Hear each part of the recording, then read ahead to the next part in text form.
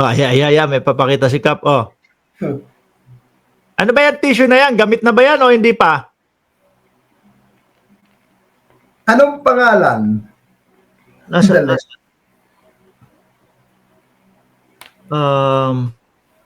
si Diskaya, Curly Diskaya. Kliyente ko yan. Okay. Oh. Kliyente ko.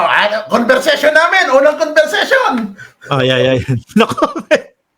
Oh, Baka lumabas tayo sa mga ano nito, sa mga tawag dito, Kap. Sa mga news. conversation. Papakita Sige. ko. Wait. Simpleng conversation lang. Hindi lahat. Yan. Ayan. May ano, may pangalan.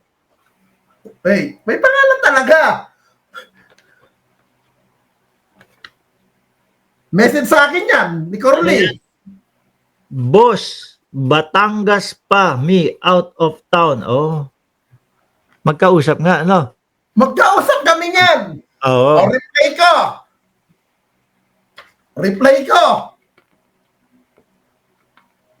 Bukas po, pwede, what time? Oh, may pagkikita, pwede magkikita, no? Nako, may ano, oh. Hindi tingin ko. Sabi ko nga, sa 24 kong pagiging more than 24 years vlogger, ang dami ko ng kliyente na mga puro kilala sa lipunan. Oh. Kaya hindi siya pwede yung mga putyo-putyo. No, yung mga ano.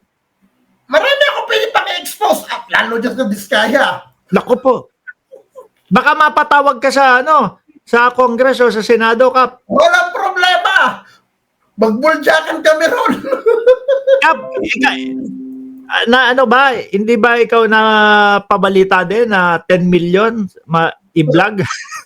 Alam mo, naniniwala ako ron na 10 million. Naniniwala ako ron.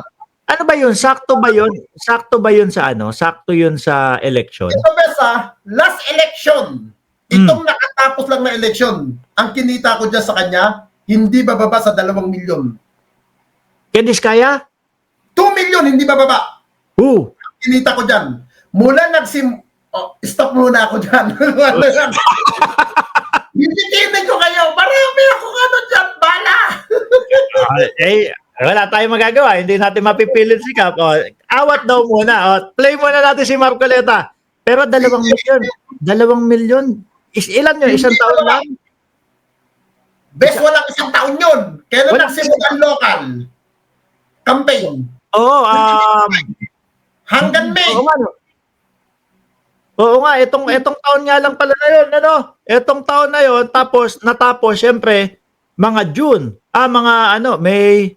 Sandali, may papakita ko sa iyo, ha? 2 milyon.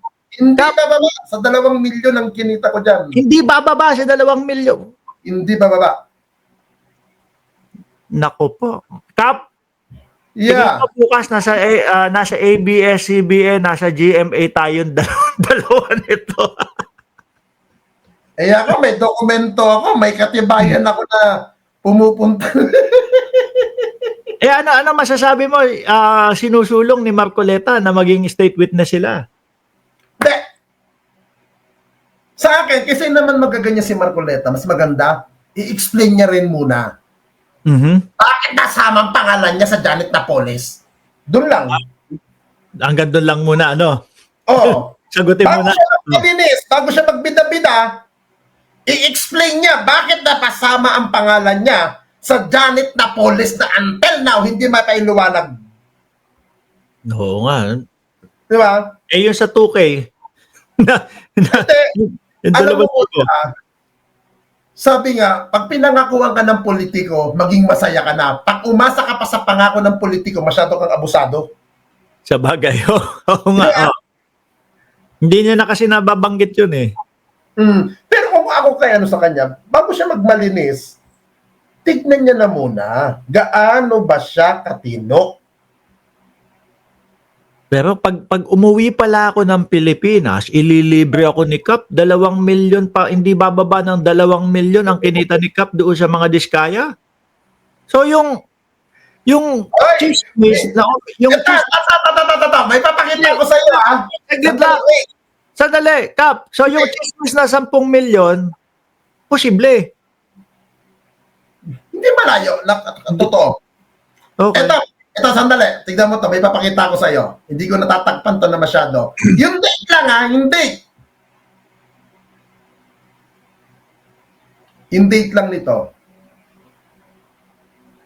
Wait. May hinahanap lang po, mga kababayan. Saan kaya ako papakainin ni Kap pag uwi ko? Sana all. Sige, abang hinahanap mo yan. Nandiyan na, o yan. Sige. Ito. Basahin mo yung date. Curly Discaya, noted po after ko po CIDG diretso na. Date last seen 41 minutes. Date nasa Tuesday, April 8. April 8. Oo nga, April 8. Anong address na message niya sa akin? Pwede ba, St. Gerard, baba mo na. Address yan. Ayan. Ipapakita ko sa iyo. April 8 yun, di ba? May resibo! May resibo! Ano tong hawak ko? Sorry. Kapal! Kapal! Tignan mo ang date! Yung date. April 9. Anak ng tinapa.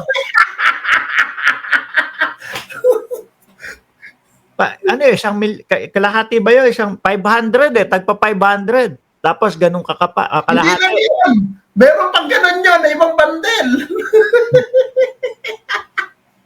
Grabe ka. May story yan. Oo. Exclusive mo yan dito, Mark. Oo nga nagulat ako Kala ko mga-share lang tayo ng mga DDS. Ako, may resibo. Yung mga nagtatanggol kay Diskaya, tigilan nyo ako. Hindi, sabi kasi, ang pinupush nila doon sa Senado is maging state witness nga si Diskaya. Yung mga Diskaya. Ikaw, kung papipiliin ka, Kap, dalawa, Diskaya or yung si Bryce Hernandez, sino sa tingin mo mas posible? Para sa akin, si Bryce Hernandez, may ano siya, may dating, may dignidad. Tapos may resibo di ba? May resibo. Alam mo yung sinasabi ni Senator Jinggoy ni Marcoleta na nanalo daw si Bryce ng ganitong halaga? At ganito ang pangalan. Alam mo, paniniwala ko dyan, simple. Baka sa kanya ipinangalan pero ibang tawang gumagamit.